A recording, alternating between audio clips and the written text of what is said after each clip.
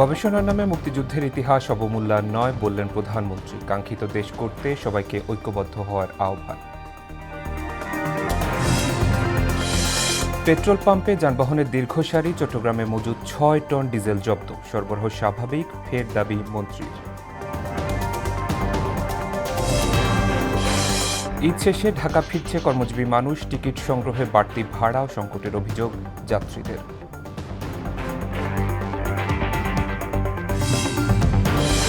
এবং মশিউরের নির্দেশে খুন হন যুবদল নেতা গোলাম কিবরিয়া, নেপথ্যে রাজনৈতিক আধিপত্য, ঝুট ব্যবসা।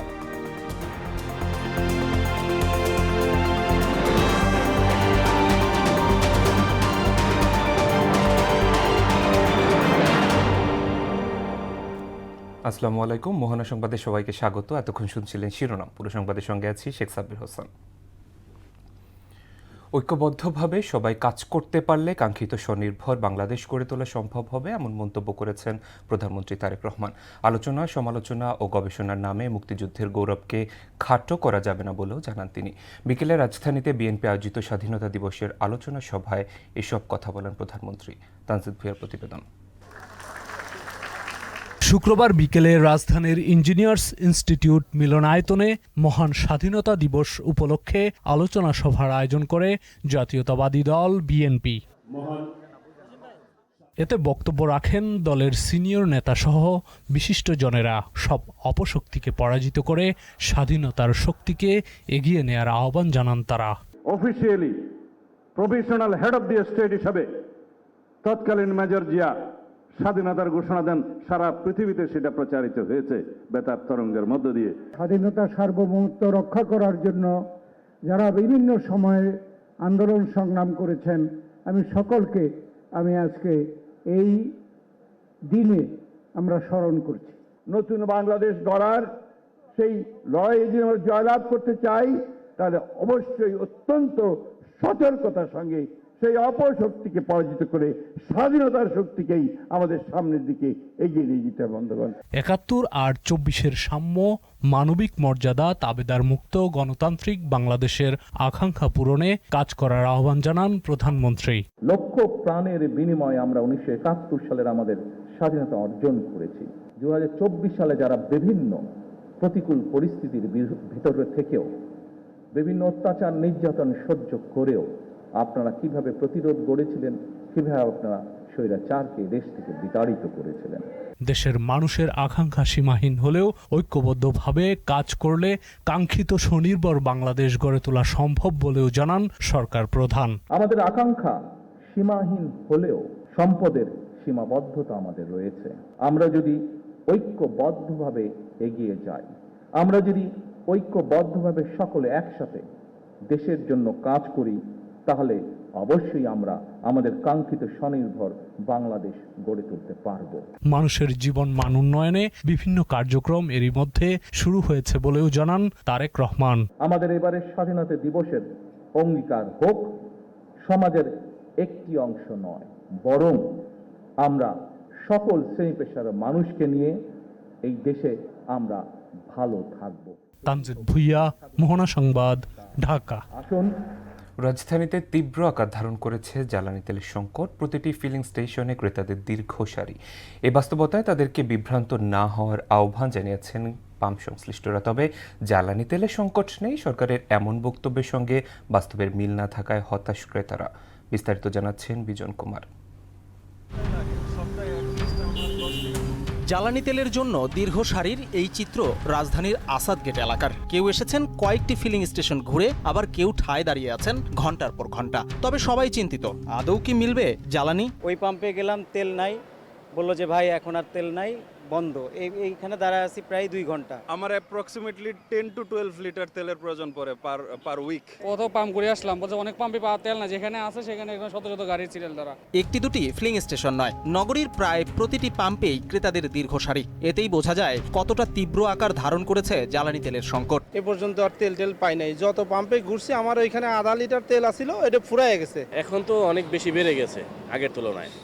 এখন তো দীর্ঘ লাইনে দাঁড়ানোর পরেও তেল পাচ্ছি না। সরকারের পক্ষ থেকে একাধিকবার বলা হয়েছে সংকট নেই জ্বালানি তেলের। বাস্তব চিত্র উল্টো দেখে সরকারের দিকে অভিযোগের তীর সাধারণ মানুষের। গভর্নমেন্ট বলছে তেল আছে, আমরা দেখছি যে এরকম একটা হ্যাপাজার্ড সিচুয়েশন তৈরি হচ্ছে। জ্বালানি মন্ত্রী বলছে যে তেলের কোনো অভাব নেই, আপনারা তেল নিয়ে কোনো টানাটানি করবেন না, কোনো হ্যাঁচাহাঁচি করবেন না, নিরিবিলি আপনারা তেল পাবেন, তেলের কোনো সমস্যা নাই। কিন্তু আমরা তো পাম্পে দেখতেছি তেল পাই না।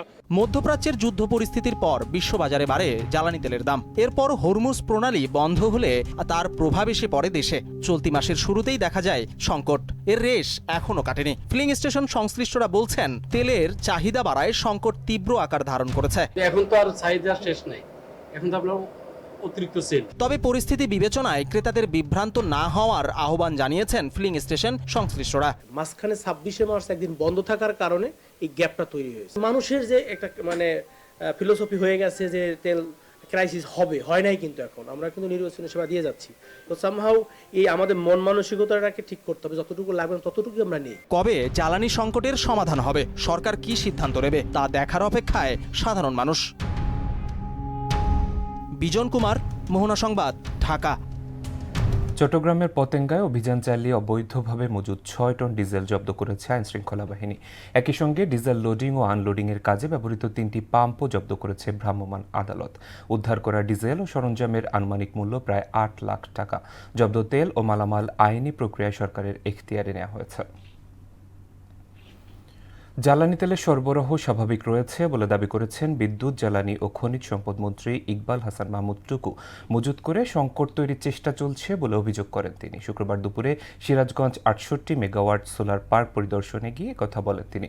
পাম্পগুলোকে যে পরিমাণ তেল দেয়া হতো এখনও প্রতিদিন একই পরিমাণ তেল সরবরাহ করা হচ্ছে বলে জানান তিনি। তবে মানুষ প্রয়োজনের চেয়ে বেশি নিচ্ছে উল্লেখ করে সবাইকে সাশ্রয়ী হওয়ার আহ্বান জানান মন্ত্রী। আমাদের সমস্যা নেই, আমি তো বারে বারে বলছি। এখন সমস্যা হচ্ছে কোন জায়গায়, যে পেট্রোল পাম্পে দিনে 1 লরি তেল লাগতো, এখন হঠাৎ করে এই যুদ্ধের কারণে মানুষ সব তেল সংগ্রহ করা শুরু করেছে। পেট্রোল পাম্পে যে ধারণ ক্ষমতা আছে সেটা যদি ব্যবহার বেশি হয়ে যায় তাহলে স্বাভাবিকভাবে বন্ধ হবে। তেল সরবরাহ সবসময় আছে এবং আমি সারা দেশের আমাদের জেলা প্রশাসক, এসপি এদের সাথে কথা বলেছি, তারা মনিটর করছে।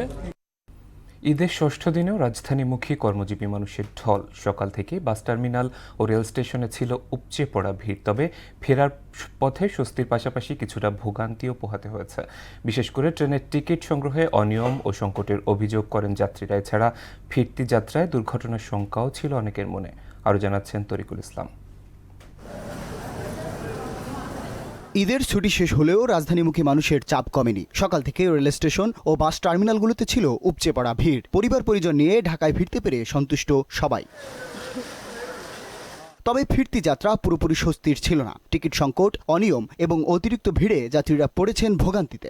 ট্রেনের যে কর্তৃপক্ষ আছে তাদের কোনো দায়িত্ববোধ নাই যে এত মানুষ উঠতেছে কেন, টিকিট ছাড়া কেন মানুষ উঠতেছে, তারা চাইলেই কিন্তু পারে। এত আনসেফ একটা জার্নি হয়েছে, মানে একজন আরেকজনের পা পারলে উপরে উঠে যায় এরকম। যাত্রীর চাপ অনেকটা বেশি ছিল, ট্রেন আসতে অনেকক্ষণ লেট হয়ে গেছে আর কি। আমার একটু প্রবলেম হয়েছিল টিকিট নিয়ে, মানে উল্টাপাল্টা টিকিট আর কি, ডেটটা উল্টাপাল্টা হয়ে গেছিল। এসির টিকিট কাটা হয়েছে আমরা ব্ল্যাকে কাটলাম আমরা 3000 টাকা দিয়ে। অন্যদিকে সড়ক পথেও ছিল চাপ। যানজট তুলনামূলক কম থাকলেও দুর্ঘটনার শঙ্কা ছিল অনেকের মনে। বিশেষ করে পরিবারকে নিয়ে যাত্রার উদ্বেগ আরও বেড়েছে। আতঙ্ক থাকবে না, এত বড় বড় অ্যাক্সিডেন্ট হচ্ছে, এই যে আপনার লঞ্চে হইলো, তারপর আপনার ট্রেনে হইলো, ঠিক আছে। একটা তো আতঙ্ক বিরাজমান করতেছিল যে আবার কি হয়ে যায়, কিন্তু আল্লাহর রহমতে আমরা ভালোভাবে আসতে পেরেছি। সব ঝক্কি পেরিয়ে রাজধানীতে ফিরতে পেরে খুশি কর্মজীবী মানুষ। তরিকুল ইসলাম, মোহনা সংবাদ, ঢাকা। রাজনৈতিক আধিপত্য বিস্তার, চাঁদাবাজি ও ঝুট ব্যবসার নিয়ন্ত্রণ নিয়ে দ্বন্দ্বের জেরে খুন হন পল্লবী থানার যুবদলের সদস্য সচিব গোলাম কিবরিয়া। বিদেশে পৌঁছে হত্যার নির্দেশ দেন সন্ত্রাসী মশিউর রহমান মশি। কিলিং মিশনে অংশ নেওয়া 2 শুটারকে গ্রেপ্তার করে এসব তথ্য জানায় র্যাব। শুক্রবার সকালে মিরপুরে এক সংবাদ সম্মেলনে সংস্থাটির কোম্পানি কমান্ডার মোহাম্মদ শাহাবুদ্দিন কবির জানান, পরিকল্পিত হত্যাকাণ্ডে মোটা অঙ্কের অর্থ লেনদেন হয়েছে। এমদাদুল হক খানের রিপোর্টে। 2025 সালের 17 নভেম্বর মিরপুর 12-র একটি দোকানে অতর্কিত হামলায় স্তব্ধ হয়ে যায় এলাকা। 6 অস্ত্রধারী সন্ত্রাসী প্রকাশ্যে যুবদল নেতা কিবরিয়ার বুকে ও পিঠে গুলি চালিয়ে মৃত্যু নিশ্চিত করে পালিয়ে যায়। ঘটনার পরেই হত্যাকাণ্ডে অংশ নেয়া পাতা সোহেল ও বুকপোড়া সুজনকে গ্রেপ্তার করা হলেও ধরাছোঁয়ার বাইরে থেকে যায় দুই মূল শুটার রাশেদ ও জাহাঙ্গীর। এই কিলিং মিশনের অন্যতম শুটার লোপন ওরফে রোকন, তাকে আমরা পল্লবীর ইস্টার্ন হাউজিং থেকে গত রাতে গ্রেপ্তার করেছি। আরেকজন শুটার কাল্লু ওরফে জাহাঙ্গীর, তাকেও আমরা উত্তরার দিয়াবাড়ি 18 নম্বর সেক্টর থেকে আমরা গ্রেপ্তার করতে সক্ষম হই। 4 মাস অবৈধ পথে সীমানা পার হবার চেষ্টাও করেন তারা। পরে শুক্রবার রাতে রাজধানী মিরপুর ও উত্তরা এলাকা থেকে গ্রেপ্তার করা হয় কিলিং মিশনের সরাসরি অংশ নেয়া 2 সন্ত্রাসীকে। তারা বিভিন্নভাবে দেশের বাইরে, বাংলাদেশের সীমান্ত অতিক্রম করে দেশের বাইরে যাওয়ার চেষ্টা করছিল। সীমান্ত অতিক্রম করা যখন খুব দুষ্কর হয়ে পড়ে, তখন তারা অবৈধ পথে দেশের সীমান্ত অতিক্রম করতে ব্যর্থ হয়। সংবাদ সম্মেলনে র্যাব জানায়, মূলত এলাকার আধিপত্য বিস্তারকে কেন্দ্র করে হত্যার শিকার হন যুবদল নেতা কিবরিয়া। শীর্ষ সন্ত্রাসী মশিউর রহমান মশির সঙ্গে আসামিদের ঘনিষ্ঠ সম্পর্ক আছে বলেও জানায় র্যাব। মশিউর রহমান মশি, তার সঙ্গে তার যোগাযোগ ছিল। তিনি একজন এখানকার শীর্ষ সন্ত্রাসী, পলাতক। তার সঙ্গে আসামিদের সম্পৃক্ততা এবং অত্যন্ত ভালো ঘনিষ্ঠতা আছে বলে আমরা তথ্য প্রমাণ পেয়েছি। এছাড়া রাজনৈতিক জনপ্রিয়তা ও মশিউরের জুট ব্যবসা চাঁদাবাজিতে বাধা দেয় কিবরিয়ার জন্য কাল হয়েছে বলেও সংবাদ সম্মেলনে জানানো হয়। জুট ব্যবসাকে নিয়ন্ত্রণ, চাঁদাবাজি নিয়ন্ত্রণ, হাউজিং ব্যবসা, ডেভেলপার ব্যবসা নিয়ন্ত্রণ, ফুটপাতের চাঁদাবাজি নিয়ন্ত্রণ, এগুলোতে কিবরিয়া বাধা হয়ে দাঁড়াচ্ছিল বলে আমরা প্রাথমিকভাবে জানতে পেরেছি। আসামিদের থেকে হত্যাকাণ্ডে ব্যবহৃত পিস্তল ও গুলি উদ্ধার করা হয়েছে। নেপথ্যে থাকা বাকি কুশলীদের ধরতে অভিযান অব্যাহত রাখার কথা জানিয়েছে র্যাব। আসামিদেরকে জিজ্ঞাসাবাদে আরো চাঞ্চল্যকর কিছু তথ্য পাওয়া গেছে। এমদাদুল হক খান, মহানা সংবাদ, ঢাকা। এবারে আন্তর্জাতিক প্রসঙ্গ। শান্তি আলোচনায় সদিচ্ছা প্রমাণে যুক্তরাষ্ট্রের 10টি তেলবাহী ট্যাঙ্কার হরমুজ প্রণালী পার হওয়ার অনুমতি দিয়েছে ইরান বলে দাবি করেছেন মার্কিন প্রেসিডেন্ট ডোনাল্ড ট্রাম্প। নতুন করে আরও 10,000 সেনা পাঠানোর পরিকল্পনা করেছে ট্রাম্প প্রশাসন। ইরানের পক্ষে সরাসরি যুদ্ধে যোগ দিতে প্রস্তুত বলে ঘোষণা দিয়েছে ইয়েমেনের সশস্ত্র গোষ্ঠী হুতি।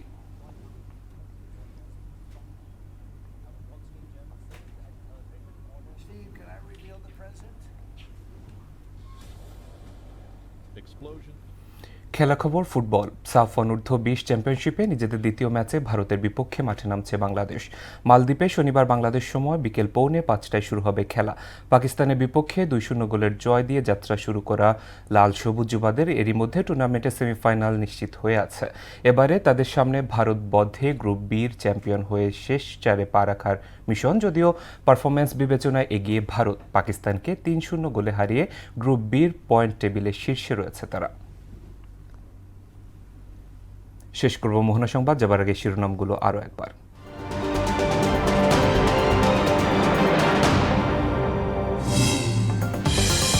গবেষণার নামে মুক্তিযুদ্ধের ইতিহাস অবমূল্যায়ন নয় বললেন প্রধানমন্ত্রী। কাঙ্ক্ষিত দেশ করতে সবাইকে ঐক্যবদ্ধ হওয়ার আহ্বান। পেট্রোল পাম্পে যানবাহনের দীর্ঘ সারি, চট্টগ্রামে মজুদ 6 টন ডিজেল জব্দ। সরবরাহ স্বাভাবিক, ফের দাবি মন্ত্রীর। ঈদ শেষে ঢাকা ফিরছে কর্মজীবী মানুষ, টিকিট সংগ্রহে বাড়তি ভাড়া ও সংকটের অভিযোগ যাত্রীদের।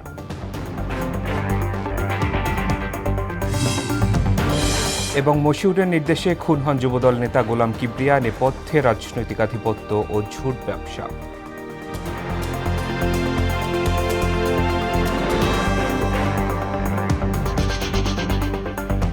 এই ছিল মোহনা সংবাদে। পরবর্তী সংবাদ রাত 12টায়। মোহনার সবশেষ খবর জানতে ভিজিট করুন www.mohana.tv।